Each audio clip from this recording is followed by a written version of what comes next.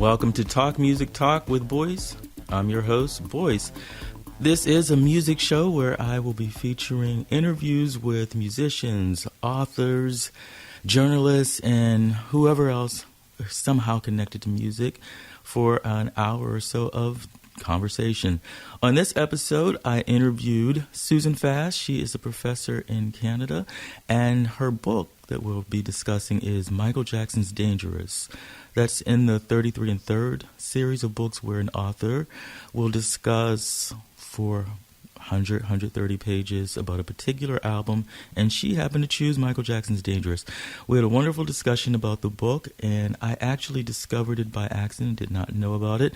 I was browsing around on Amazon and happened to see the book, Googled her, found out that she was going to be in Brooklyn doing a reading where the show is recorded, well, actually in New York City. Went to it, met her, and she was just absolutely lovely. The conversation was wonderful. Hope you enjoyed. And stick around after the interview where I'll be discussing Coda. And Coda is just some last-minute information about the show. Again, this is my interview with Susan Fast. First thing is, what exactly, you're a musicologist, right? I am a musicologist, yeah. Okay, and so exactly what is a musicologist? Is it different from a critic? Is it similar? It's a kind of criticism, yeah. I guess if you're called a musicologist, it means that you've done a lot of academic training. And so a lot of what musicologists used to do is music history. And it used to be classical music history that was really valued by musicologists. And then kind of starting in the 1990s, a lot of us started working on popular music. We'd grown up with popular music, and we loved it, and we thought it was really worthy of study. So we kind of started bringing the study of popular music into academia, into the university setting. Okay. And I guess the other thing that musicologists do that might separate us from other kinds of critics is that we're trained to talk about musical sound. Okay, yes. Yeah. So we're not only interested in talking about the lyrics of a song or artist biography or that kind of stuff, but we also are interested in analyzing the sounds of the music. And for some of us, like me, I'm interested in talking about what that sound means socially and culturally. Yes. Which you do in the book, which is great. Yeah. Which is the 100th volume of the 33 and Third series. So for Michael Jackson's Dangerous. So how did you decide that you were going to come about this book? There's many albums you could have wrote about. What made you decide on this book, and were you a fan previously? Well, I have loved this album for a long, long time. And I came back to it after Michael's death in 2009. Like a lot of people at that time, I came back to his work. In fact, I came back to it in a way that I hadn't ever given it that kind of attention before. I knew his work. I taught Thriller in my pop music classes. Okay. But I had never really gone through his entire output and really studied it. And after he died, I just kind of lost myself. Yeah. in music. Like a lot of people had that reaction, right? Yeah, definitely. Same here. And and then I started looking around to see what had been written on Michael's work, and it was really pretty much pathetic. Yeah, it is.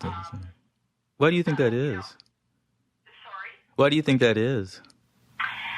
That is a really good question, Boice. I think that the media painted him in a particular kind of way, like really sensationalized the about his life. And I think after a while, it was really difficult to get away from that kind of dialogue and have a dialogue about his music and his work. Yes. I think sometimes also, and I think later on in his life, you know, in the 90s and in the 2000s, we kind of, well, not we, a lot of people thought his best work was behind him by then. And, you know, obviously, if you've read my book, you know that I disagree with that. Yes, I would agree with you. I've been saying that for years, that it was probably his most underrated album.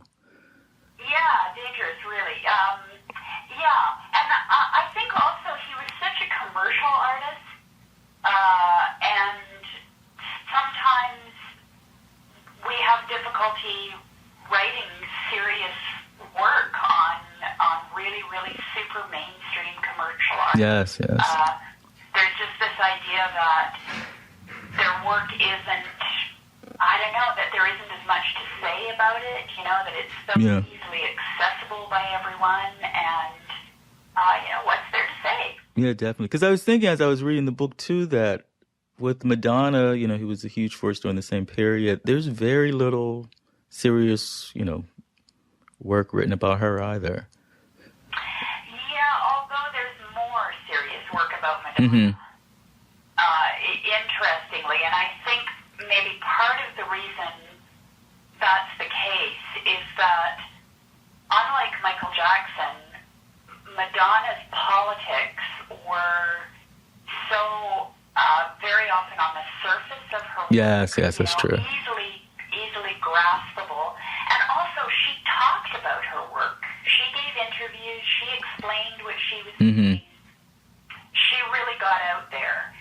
Whereas Michael rarely did that. And in fact, when he did give interviews,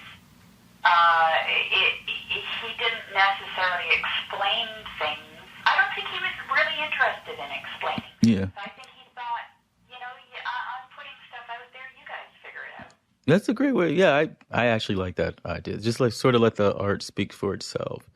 So I guess getting into the book, okay, so Dangerous came out in 91. What was he entering to when he was making the album? So 4 years earlier, Bad It came out. So what was he facing? What was going on in his life during that period to inspire Dangerous? Sort of just setting up. What was going on in his life? Yeah, just in terms of what was the inspiration behind it? Like, because I guess some artists, you know, being a musician to myself, is that the next album is sort of informed by the previous album or everything that's happened before that, in between albums. So I guess a sense of what was going on, you know, in terms of inspiration. How do you come up with a concept for the album? Because you do call it a concept album. I do, but he never called it a concept album. Yes. Because he didn't speak about it. Idea. And, you know, honestly,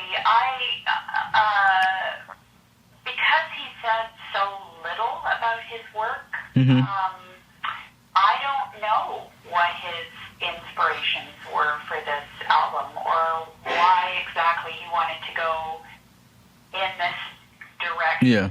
You know, why didn't he want to continue to work with Quincy Jones, for example? I mean, I'm assuming that he really wanted to start a new chapter musically. Yes. And so, you know, he didn't really need to say that. He just did it. Just did it. So maybe like, I'm sorry, go ahead. And I was just going to say that, you know, this is the album where he, for the first time, embraces hip-hop influences. And, you know, so that's kind of a new direction. He's working with Teddy Riley, so he's bringing hip-hop via New Jack Swing into the mix on this album. I think he, beyond wanting to go in a new direction and wanting to explore more overtly political themes than I think he had before. And get a bit heavier lyrically than he had before. Although certainly, there were instances of that before.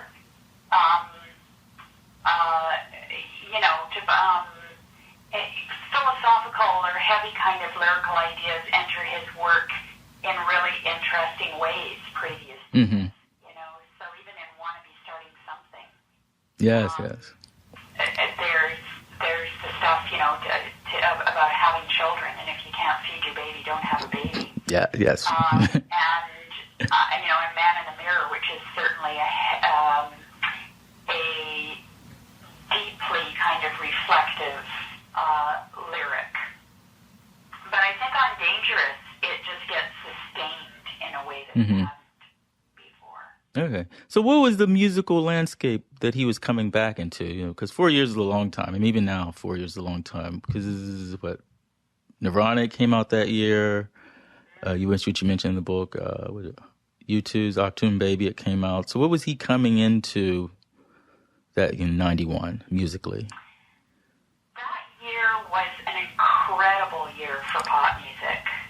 Really and truly, Nirvana's Nevermind, U2's Octoon Baby, Michael's Dangerous, a lot of other albums as well, landmark albums in a lot of different genres. And I think certainly the musical landscape had changed quite significantly from even the late 1980s. And Nirvana's Nevermind took Michael off the top of the charts, right? Yes, I remember that. It took Dangerous off the top of the charts, and the grunge sound and aesthetic was so pervasive in the early 90s and was viewed as, a kind of return to guitar-based rock music. And there didn't seem to be room for the kind of more pop influence work that Michael had been producing in the 1980s.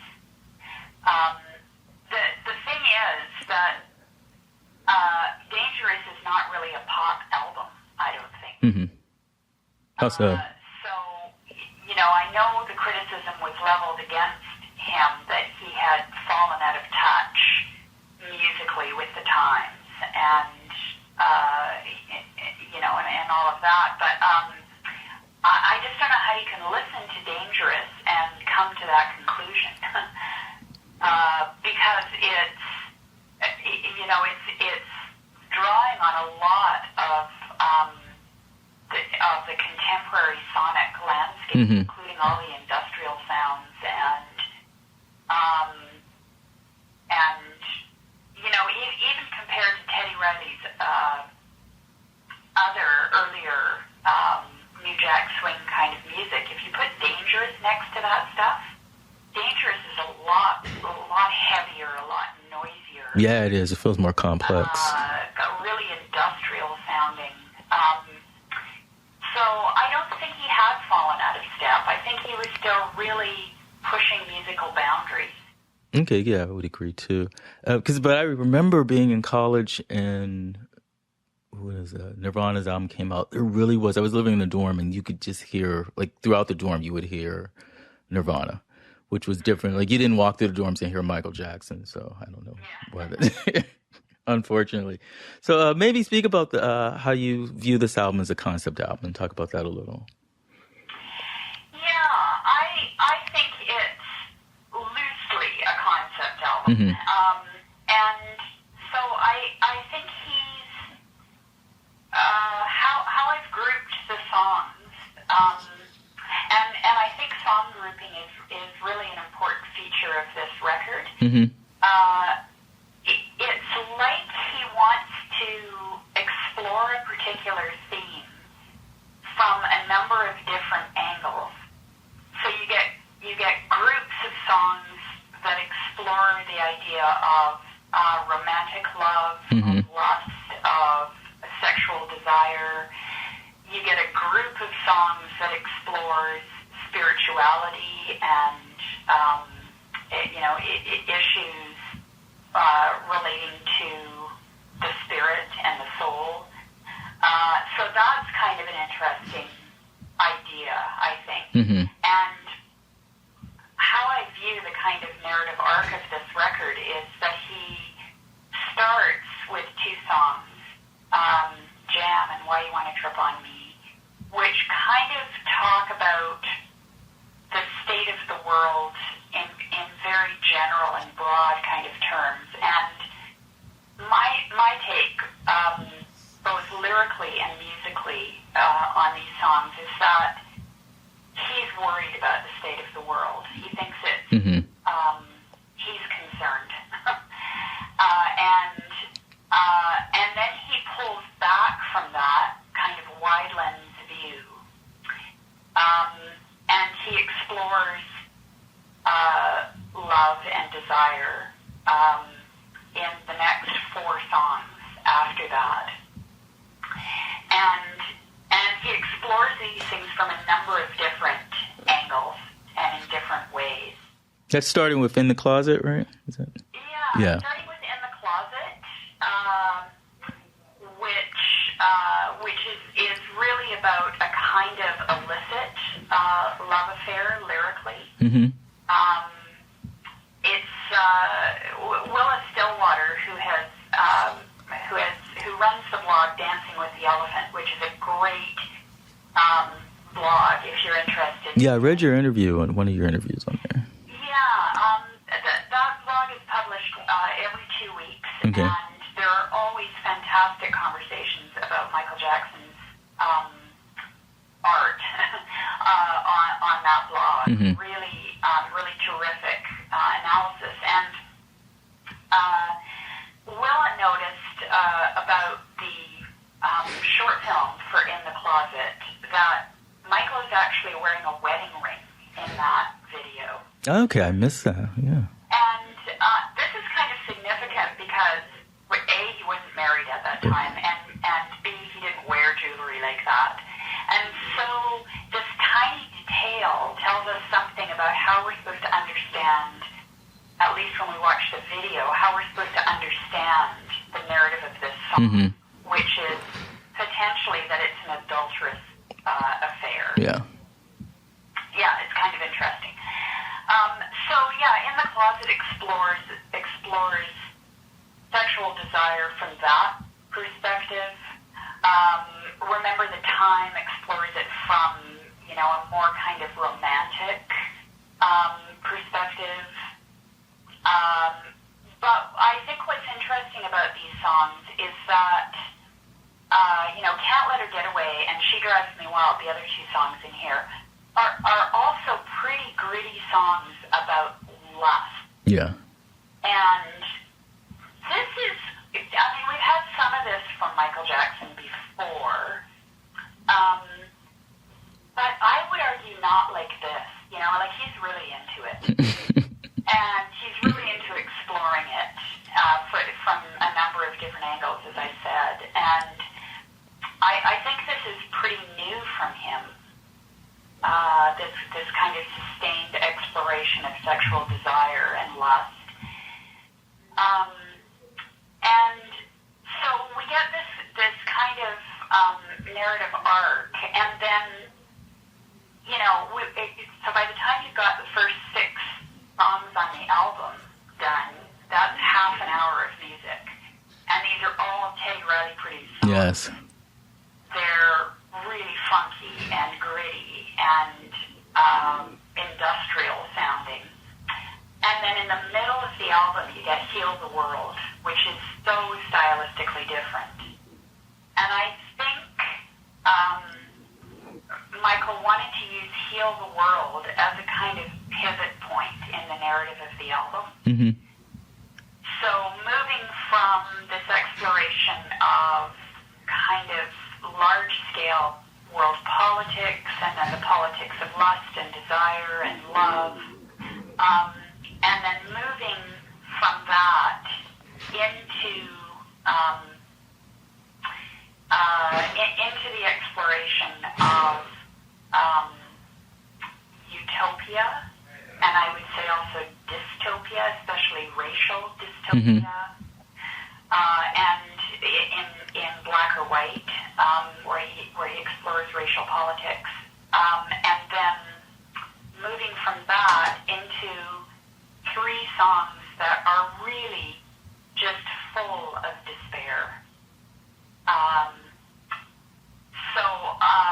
So I think that's the kind of narrative arc of the album. Okay. That it starts with worry about the world.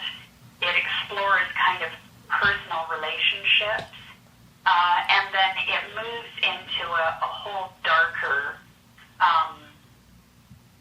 It's kind of, I guess, as though through the exploration of those intimate relationships, he comes out of that exploration kind of defeated. Yeah. I always felt with this album that with this many songs, because even really this album came out during the CD age, so when everybody was making these really long albums, that this was something that would work on vinyl better, where you would have that break in between and you could really see the themes. So I think, yeah, I don't know. So that's the thing too. Is like it maybe have to be a triple album. Yes, they should listen to you and reissuing the vinyl. I don't even think did it ever come out on vinyl? I'm not sure. I think it did come out on vinyl, but it was. I think he was really kind of exploiting the possibilities of the new CD form. Stretching it to its full, like, what is it, 80 minutes or something?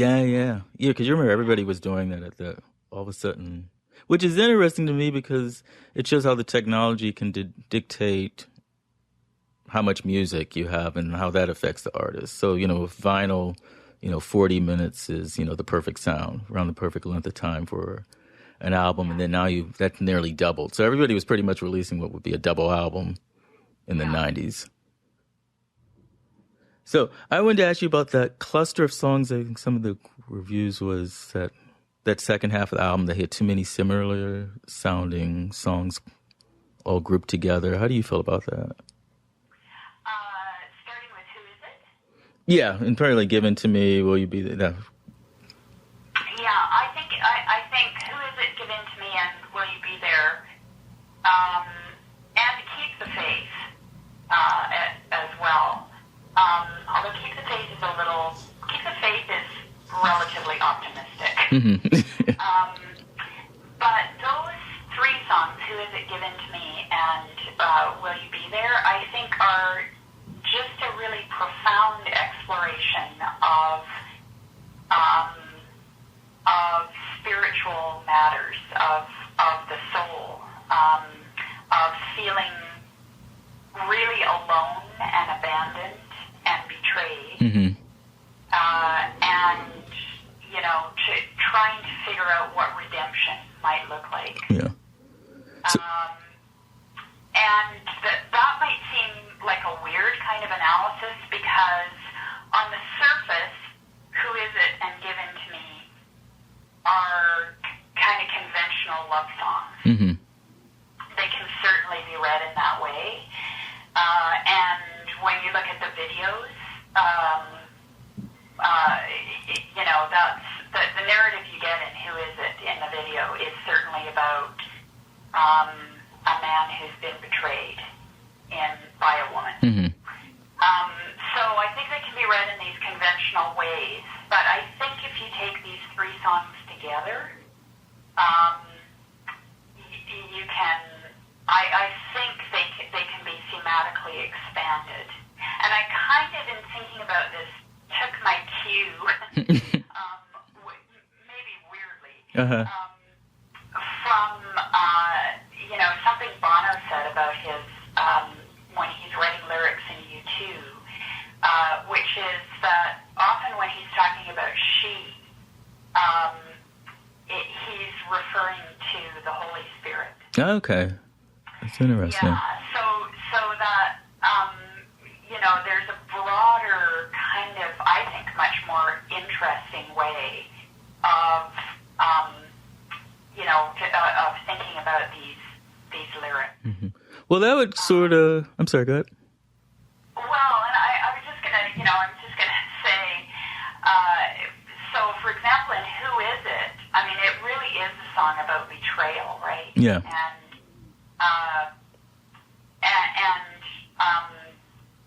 And if you read the word she in that song as something larger than just a woman, Mm-hmm.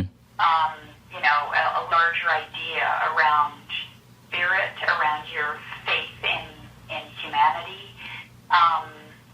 around hopefulness, all of those kinds of things, then I think really the lyric can be read in that way. Okay, great. So would you say, because prior to the album, he was getting connected with Deepak Chopra, which you mentioned in the book, he was really getting more in touch with his spirituality, I guess, and maybe in a different way from Jehovah's Witness. And yeah. So these songs are a possible reflection of that. So. Well, I don't, I do make that connection in the book Mm-hmm. that, he certainly knew Deepak Chopra, and Deepak Chopra has in interviews alluded to his relationship with Michael Jackson as kind of a spiritual advisor, or lots of times just as a friend. Mm-hmm. I think we don't know very much about Michael Jackson's spiritual life. I mean, we certainly know about his upbringing as a Jehovah's Witness, which his mother still is. Mm-hmm. And, beyond that, it's not really clear. There's evidence, though, that he was very interested in lots of different spiritual traditions, that he probably read widely Mm-hmm. In a lot of different spiritual traditions. But, he was so quiet about these things, right? He just didn't talk about this stuff. And so it really needs to be pieced together. And I think some people are just starting to work on this. Okay. So do you think... Go ahead. Yeah, that's okay. Okay. So with this album being dark and dense, do you think these songs about spiritual feel spiritual? Where was the escapism and the magic that Michael Jackson often talked about? Or maybe that was in there in that fact that he didn't talk about his work that much. Sorry, do I think that's in the album? Yeah, where's because that was always his sort of his thing, is that, that you can escape with music and Right. Everything was magic. Yeah. He was big into talking about, the importance of escaping the everyday hardships through music. Absolutely, and it being magical and all that kind of stuff. Mm-hmm. Yeah.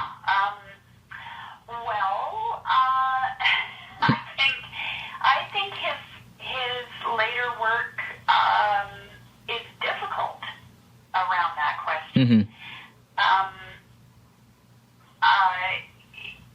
It's actually questionable. Well, okay, I think that you can always go to a Michael Jackson song or a Michael Jackson video, and you can understand it on a very superficial and simplistic kind of level. Mm-hmm.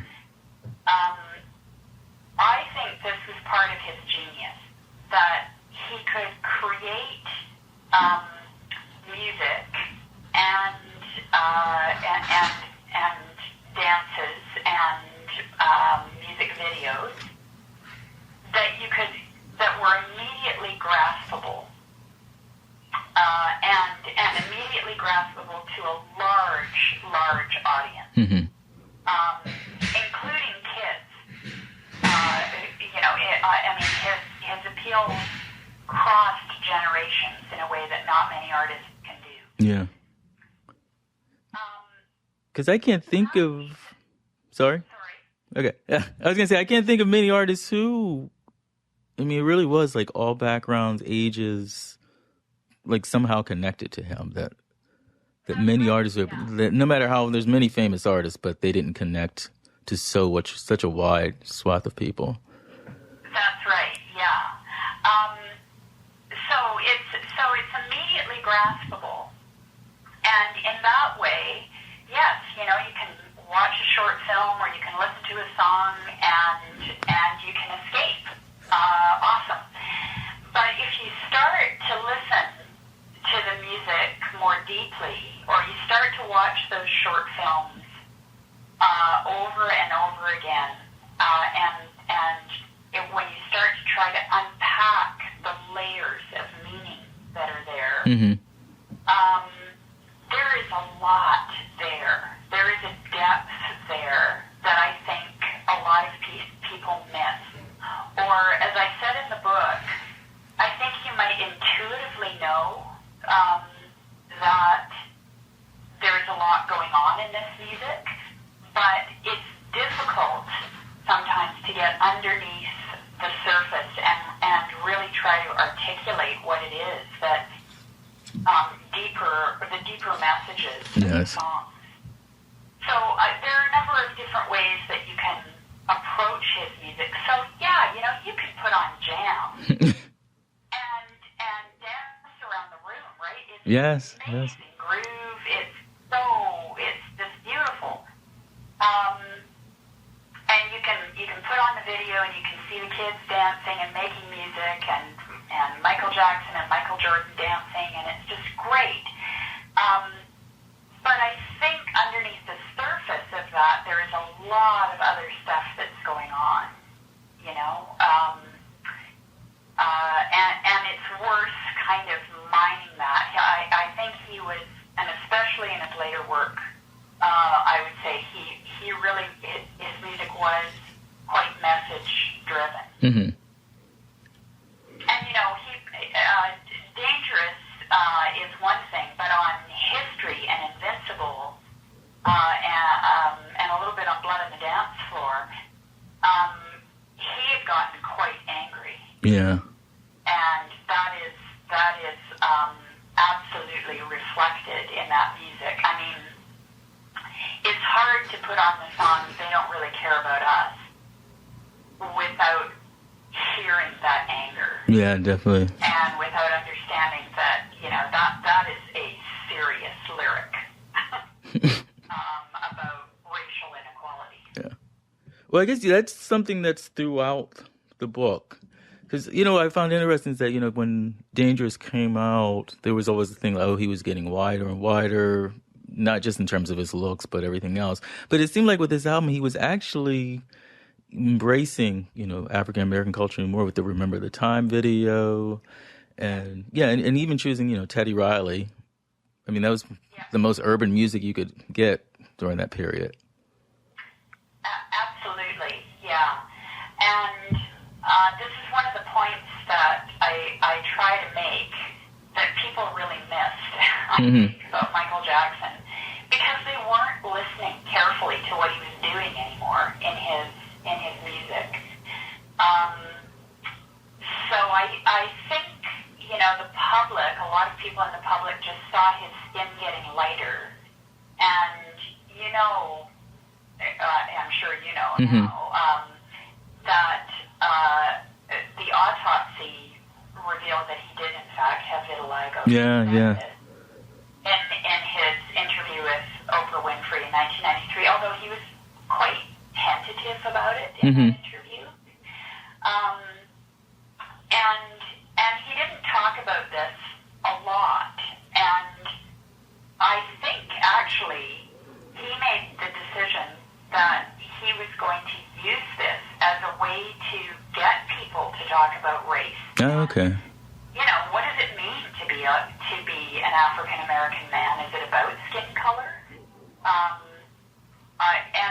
Because he's black regardless of his skin. That was the thing. He's black regardless of his skin color.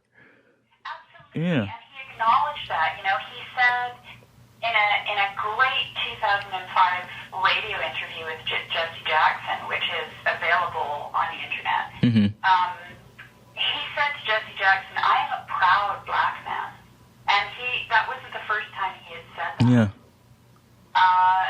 So, yeah, he was really challenging ideas, I think both about race and gender, right, in the way that he presented himself. He was asking us to think about, you know, what does masculinity look like?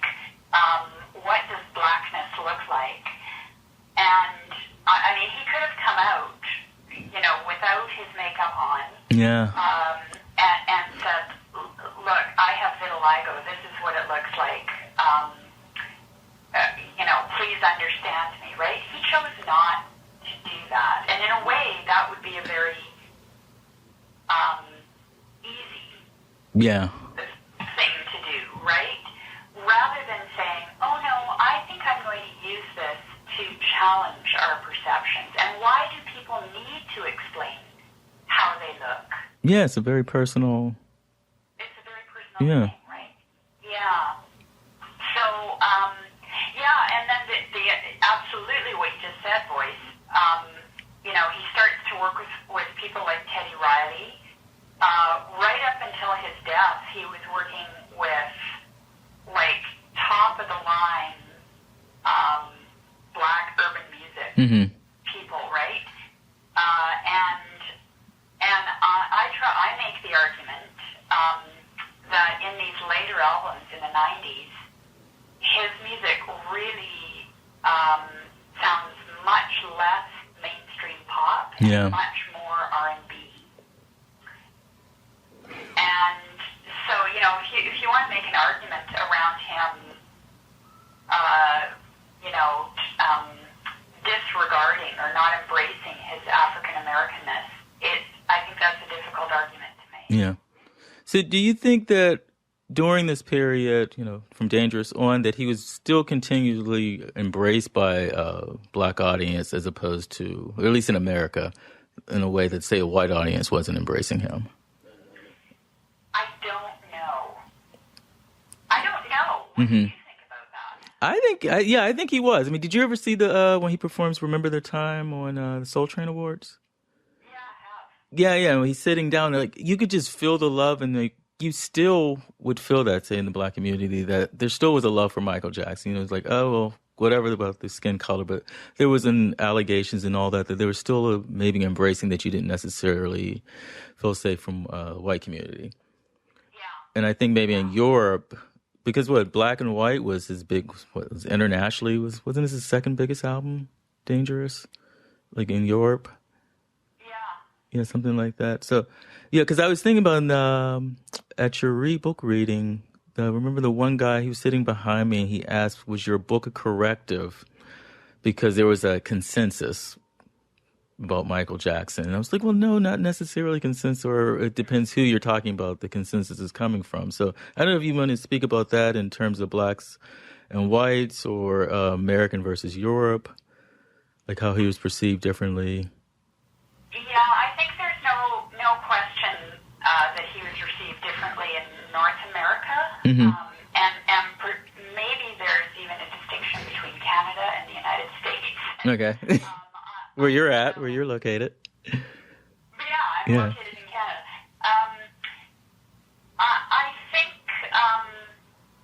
I think the way that, you know, the whole history of racial politics in the United States situates him in a very particular kind of discussion and narrative about race in the context of the United States, which is different from other parts of the world. And I think similarly, the allegations of child abuse,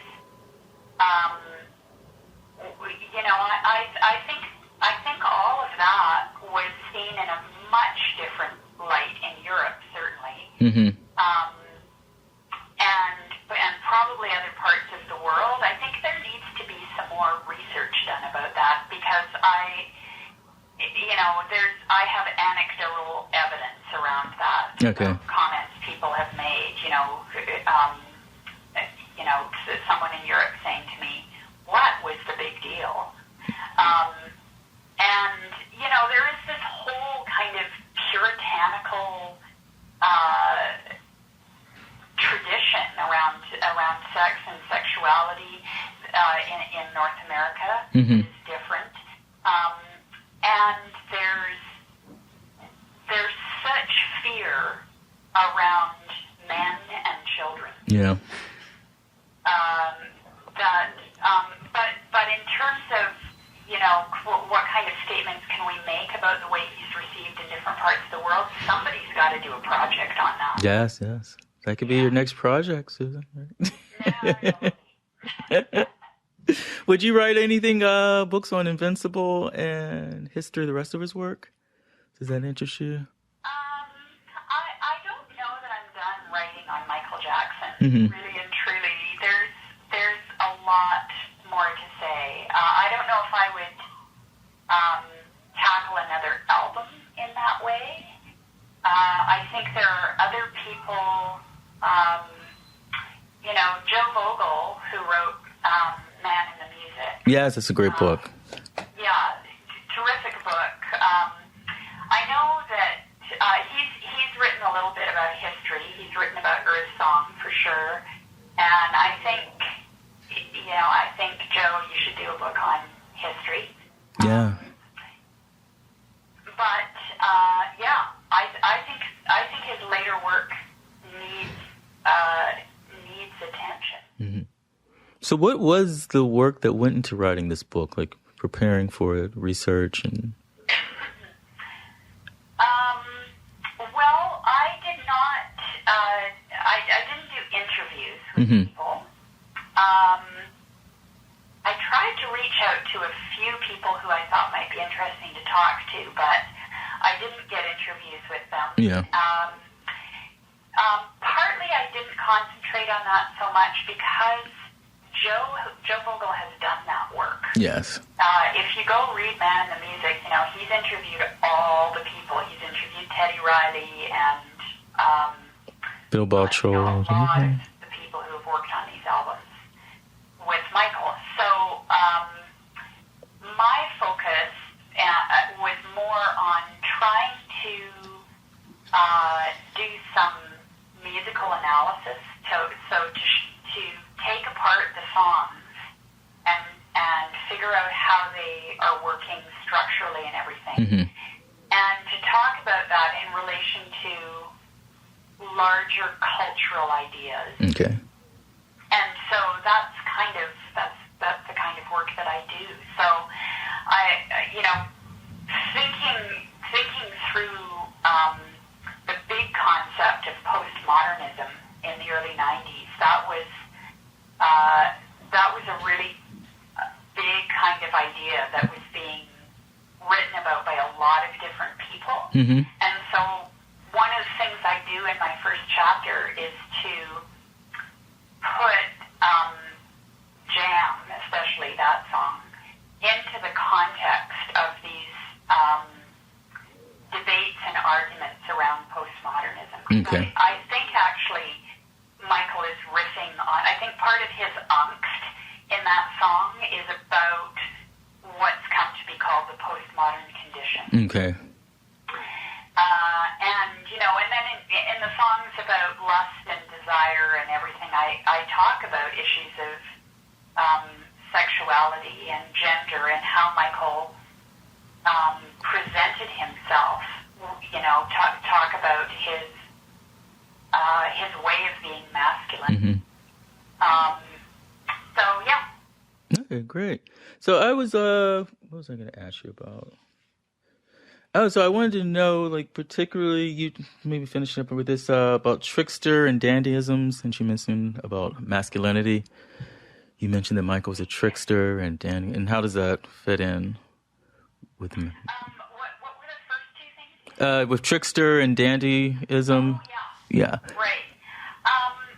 Well, I think it's interesting to think about Michael as a dandy. which, in some ways it's a bit of a stretch, and in other ways it isn't. But I had just read a fantastic book on Black Dandyism, which is still, I think it came out in 2009, and the author, whose name is just escaping me at the moment, she traces the history both in through Africa into the United States, into Britain, of Black Dandyism. And as I was reading that, I was thinking so much about Michael Jackson and how, the idea, so dandyism is really first and foremost the idea that someone who has no power or who has very little power appropriates the style, including the clothing, of people who do have power. Okay, yes. Yeah, and so it's kind of secondarily about sexuality and masculinity and stuff, and it's really in the first instance it's about power. And I just started thinking about the ways in which Michael presented himself in his military jacket, and also I would say, and always in this finery, right? He Yes. always looked so decked out. This is true. And dandyism is also about decking yourself out in the trappings of power, but taking it way over the top as well, which Michael Jackson absolutely did. Yes. Right? And I just think about him sometimes, like some of the images we have that, I suppose at the time they were also striking images, but now looking back on them, like when he went to the White House, I think in 1984 when Reagan was president, and he's standing next to the President of the United States in this, I think it's a blue with like jacket with the sash. And he kept his sunglasses on, and he's got his glove on, and he looks like he's the one who has power. Yeah, he does, very regal. And so, and the thing that's also interesting about Michael Jackson, and anyway, there's a long tradition, even, in the history of slavery in the United States around appropriating power through clothing, through the use of style and clothing. And the interesting thing about Michael Jackson is that, and I think what scared people about him eventually, is that he was not only, dressing up, right, and appropriating power through style that way. He had power. Yes. And I think actually part of the problem became that he had way too much power because he was so commercially successful. Yeah, it became frightening. And had such influence in the music industry for so long. So how has things changed since his death? And the perception of him. Do you mean in terms of how he's viewed? Yeah, it's how he's perceived, like the way, because like pretty much like the last 15 years in some ways he had become a joke. But I remember the week he died, you could not walk without hearing his music blasting from cars and buildings. It's everyone was, and everybody was talking about it. And it seemed like things had been brought back to the music, which is what I like about your book. Yeah, I think that's really true. I think there are still crazy stories that go on about him. And I don't know if I mean, perception has shifted. For some people, it's shifted a lot. For other people, I'm not so sure. Yeah. You know, I still hear from people, when I say I've written a book on Michael Jackson, I sometimes still get the standard lines. Yes. Know, oh, what a freak he was. Yeah. Or, so I don't know. I mean, one of the things that I wanted to try to do with this book was to bring the conversation back to his music, but also to try to talk about why by the early 90s he was, you know, I really do think that by this time he was perceived as a threat. Mm-hmm. Partly because he had a lot of power in the music industry, partly because I think he really presented himself to the world as an adult on this record. Yeah. For the first time, pretty much, yeah. Pardon me? And for the first time, because Off the Wall was seen as, say, one chapter as adult, but this was something new and on his own. Something new, and I think the sort of sexualized way in which he presented himself was, you know, I think this, so now we've got Michael Jackson, who we could always kind of perceive as this youthful, young, you know, little boy. Nostalgically, we can think back to him as a little boy and innocent and a good boy. Mm-hmm. And now he's presenting himself in this, you know, really kind of adult, sexualized way. I mean, not that he hadn't done this before, certainly in his live shows. But here he was, you know, making videos like in the closet and stuff. And I think that a lot of critics did not get it. No. And did not believe it and still don't believe it. You know, like it's like, oh, really? You know, he was faking it or whatever. But I think they're kind of, you know, I think there was a feeling that he had to be taken down. Mm-hmm. But you could definitely feel that with the court case. Yeah. Yeah, and you know, you really have to ask yourself, based on the terrible and shoddy evidence, both around the 1993 allegations and the 2003 allegations, like, you know, in other circumstances, I don't think anything would have happened. No, I don't either. Around those things, but the viciousness with which Tom Smith went after him was, I mean, it was just unprecedented. It was, you know, other people have said this, it was like a lynching. Yeah, it was like it was personal. Yeah. Well, Susan, I'm glad you wrote this book to bring it back to the music. And I hope that continues with Michael Jackson. Yeah. So he's a great artist, and I just hope it continues where people just keep focusing on the music, because that was what he wanted. I think he would want people to do, you know, and the magic and escapism of it all. Yeah. So I enjoyed our conversation. I did too. Yeah, thank you. Thanks for inviting me. Sure. To do your podcast, and I wish you the best of luck. Thank you, and I will be in touch with you. And that was my interview with Dr. Susan Fast discussing her book in the 33 Third series, Michael Jackson's Dangerous. I hope you enjoyed the interview.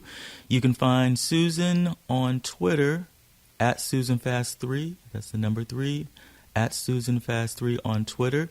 Make sure you check out the Talk Music Talk website, which is talkmusictalk.com. That's nice and simple. And my call to action here on Coda is follow me on Instagram at This Is Boice. That's Instagram at This Is Boice. Boice is spelled B-O-I-C-E. I hope you guys enjoyed the show. Make sure you come back again for another episode of Talk Music Talk. And this one's for you, Liz.